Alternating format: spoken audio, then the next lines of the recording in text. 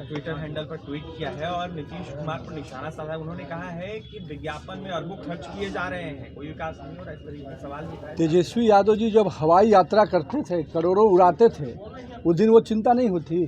आज अगर हम जनता को जागरूक करने के लिए, जनता को सरकार की योजनाओं से अवगत कराने के लिए अगर हमने सरकार के विज्ञापन का जो ये प्रावधान रहता है उसके तहत अगर हम लोगों को जागरूक करें तो सरकार का पैसा जनता के हित में खर्च हो, इसकी चिंता की जाती है। आज जितनी भी योजनाएं शुरू होती है उसके शुभारंभ मतलब जनता को अवेयर करने की इन योजनाओं की हम शुरुआत कर रहे हैं, लेकिन क्या वो सरकार में तो रहे हैं, क्या उस कालखंड में ये नहीं ध्यान में था कि ये चीज़ें होती हैं? इतना भी अध्ययन नहीं कर पाए वो। और तेजस्वी यादव ने केवल बयानवीर बनते हैं, ट्विटर से पूरे दुनिया को चलाना चाहते हैं, राज्य को चलाना चाहते हैं, लेकिन जनता देख रही है कि केवल वो हवा में है। ज़मीन से जुड़े मुद्दे कभी सदन चलते हुए उन्होंने कभी आवाज़ उठाई क्या सड़क पर संघर्ष करते हुए किसी मुद्दों पर नजर आए क्या? चाहे वो किसानों का मामला हो, मजदूरों का, और आज महिलाओं का विषय, जिस दिन महिलाओं को जिस प्रकार से उनके पिताजी ने अपमानित किया, क्यों नहीं ट्विटर से माध्यम से आधी आबादी से माफ़ी मांगने का काम किया? नहीं मांगा माफ़ी। तो जनता के मुद्दे जब नज़र आते हैं, उन मुद्दों पर तो उनका कोई सरोकार नहीं।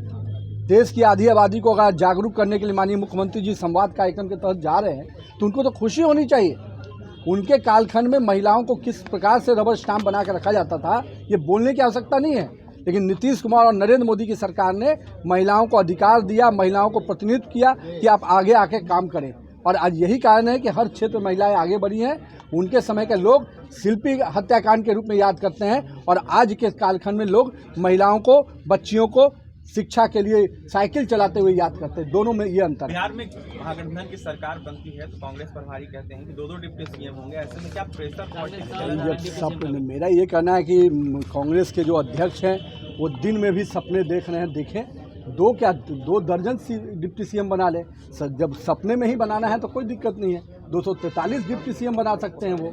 मेरा ये कहना है कि अखिलेश जी को तो पहले इस बात का जवाब देना चाहिए कि अखिलेश जी, आज आपके नेतृत्वकर्ता को राजद के लोगों ने और पूरी इंडी ब्लॉक ने नकार दिया कि राहुल गांधी अक्षम नेतृत्व है और उस अक्षम नेतृत्व के साथ हम नहीं जा सकते हैं। सबसे पहले अखिलेश जी को इस बयान पर टिप्पणी करनी चाहिए। क्या वो इस बयान से सहमत हैं? इस बयान पे लालू यादव ने जो उनको राहुल गांधी को किनारे करने की बात कही, क्या उससे सहमत हैं? तो अखिलेश जी की बोलती इससे निकल नहीं रहे, क्योंकि उनको लालू का भी मोह है और कांग्रेस के अध्यक्ष बने रहने का भी मोह है। तो दो मोह के बीच में बैठकर ये बातें कर रहे हैं। सर कहा है कि राजपूत समाज को नजरअंदाज किया गया, इसलिए तिरहुत चुनाव हार गए एनडीए। देखिए, ये शब्द किन्होंने कहा है? आनंद मोहन।